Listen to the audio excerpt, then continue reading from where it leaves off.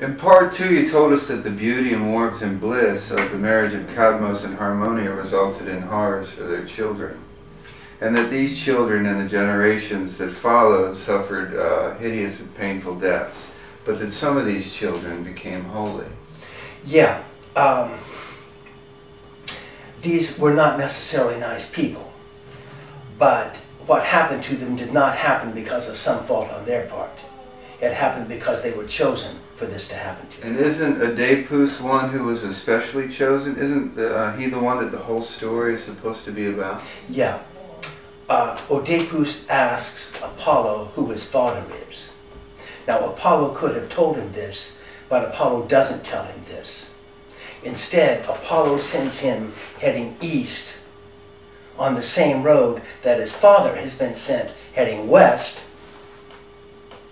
They meet, they have rather the same personality, which is rather impatient and rather violent, and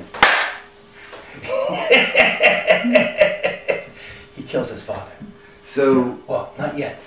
Kills his father. And he continues on this road, and he has the illusion of an encounter with death. And he has the illusion that he's conquered death. Okay? And it is exactly this illusion that leads him to take his dead father's throne and his dead father's wife, who is his mother. Okay? Now, none of this happens because of some fault on his part. He has been chosen for all this to happen to him. So are you saying that Oidipus was set up? Very much so. Very much so. All the Cadmeans were chosen. This started when Kadmos seemed to conquer a serpent, seemed to kill a serpent, in fact merged with the serpent. All of his children had the mark of, at least according to one account, all of his children had the mark of a serpent on their skin. Okay? All of them were chosen for these things to happen to them. Some of them became holy. Will Oidipus be made holy? Well, that's up to him. He's got a decision to make.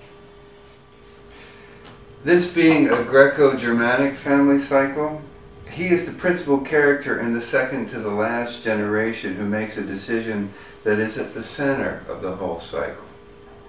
And this decision is going to tell us who the god is, who Apollo is. Tell me about this decision. Well, at a certain point, a plague arises in Thebes. Okay. The crops die in the field. The women and the livestock have miscarriages. Fertility fails. Now, Oidipus is the king of Thebes. He's the protector of Thebes. It's his job to do something about the plague. So he goes to Apollo and asks Apollo how to end the plague. This time, Apollo answers him. Apollo says to him, "The man who killed King Laos is still in Thebes. When the pollution of this man's presence is removed, the plague will end."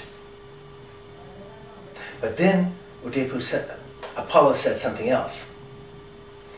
He says, "If you look for this man, you will find him. But if you do not look for him, he will remain unknown." Now, up until this moment, everything that's happened to Oidipus is, as I've said, part of a pattern that began long before he was born. Apollo seems to conquer a serpent, in fact merges with the serpent. Kadmos seems to kill a serpent, in fact merges with the serpent. Oidipus seems to destroy a monster, in fact merges with the monster. Okay? Everything that's happened up until this moment has been a setup, he's been chosen for these things to happen. But now he can choose himself. Everything that happens from now on is going to be his fault, his responsibility. It's all up to him. He can do anything he wants.